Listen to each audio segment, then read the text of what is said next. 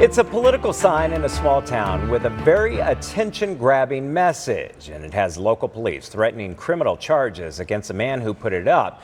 It's a situation that raises questions about our right to free speech. And tonight, that man behind the sign says he is not backing down, talking only to ABC15 Chief Investigator Dave Biskobing. Do want to tell you some of the details in this story involve mature subject matter. On the edge of town, you'll find Lee Yoshimatsu and the sign in his yard. How you doing? Some raise a friendly hand and wave back, and some raise something else. You didn't get his finger out the back. I mean, you're a pretty hospitable guy. I mean, we got fresh lemonade, we're out on your patio, but that sign, it's getting some attention.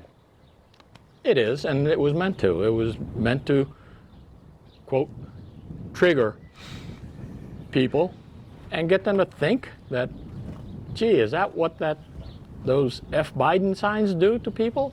Lee's sign is really 4 signs. He put it up late summer last year, and they've changed a few times. Currently, 3 of them are anti-Donald Trump, and on the screen, we're describing what's behind those blurs. Instead of Trump's face, a rear end.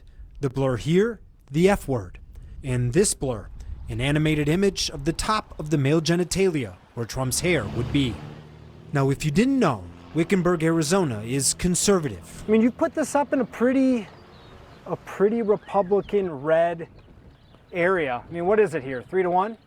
At least, yeah. So his sign isn't only bringing attention, it's bringing the police to his front door. Hello. What can I do for you? How are you? Good. So you had some complaints about your new head tissue, I guess, penis head, or we want to talk about it. So This video was taken May 3rd, and Lee says it's the 3rd time Wickenburg PD came to his house. He only captured the last one on his own personal camera. Do you find that a little intimidating? Do you think that's maybe the intent? I think that's exactly what they were trying to do. I think they're trying to intimidate me into taking down the signs. let you know that, hey, you should probably cover that up. You can put some duct tape on it, you know, or do whatever you want, right? Well, I think the code is superseded by 13-3507 that says, And you can argue that all you want. We'll let you. I'll give you opportunity to correct your sign, okay, and things like that. But I do need to get your driver's license and things like that, okay? So because right now, the way I look at it, yeah, what you're doing is committing a criminal act. I'm going to give you an opportunity to correct yourself, but I am going to need to identify you. why? Are you going to fail to identify? I'm in my house. I see no reason to identify myself. Okay. So you don't think that having the head of a penis of a male genitalia for public to view is not violating any law at all? I think it's protected. We spoke to a First Amendment expert who says Lee's right. The officer is wrong. There's nothing about the First Amendment that requires you to be polite and not rude and not crude.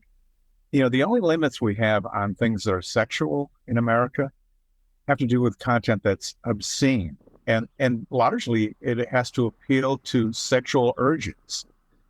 It has to be an erotic element with no redeeming social value. Ken Paulson runs the Free Speech Center at Middle Tennessee State University, and he believes these images are definitely not erotic. And these are political views. They may be crude, but the most protected speech in America from the very beginning, from 1791 on, has to do with speech that says, this guy's a bum, let's throw him out of office, or let's not elect him. That's at the core of the First Amendment. Is this an officer or perhaps a police department that just doesn't know what they're talking about? It's difficult to understand what the police officers are thinking. Records show neighbors have complained. Now, a police spokesman admitted it is free speech and they're not moving forward with criminal charges. The way I look at it, But they visited Lee to, quote, give him more of an education in order for him to make better decisions. Quite frankly, I was ready to take the signs down after the 2022 elections until I got this visit from the police, and I said, that's when I got annoyed. Lee doesn't know what he'll do from here, but he says he's not backing down. See, Lee served in Vietnam, fighting, in his words, to spread democracy. He's now disabled from his service. It's PTSD, and that's why he sees his sign as its own sign of what he fought for. If we lost 58,200 and some men and women in Vietnam, why did we do that if we can have the police running around and trying to intimidate For a sign. someone for a sign? I'm investigator Dave Biskobing, ABC 15, Arizona.